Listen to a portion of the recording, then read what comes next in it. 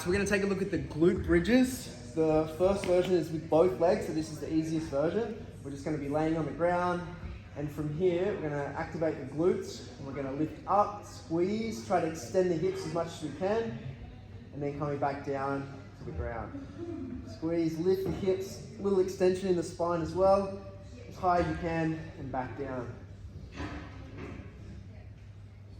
Once that feels good, you can extend one of your legs, so we're just putting all the weight into one glute or one leg, and then from here, down with squeeze, we lift, and coming back down nice and controlled. Obviously, if you're doing a one-leg version, you do both sides. I would rep it out on one side first, do your completed reps, and then switch to the other side. But make sure you're nice and strong in this first position, so the double leg or two-leg version, before you move on to that more advanced single leg variation.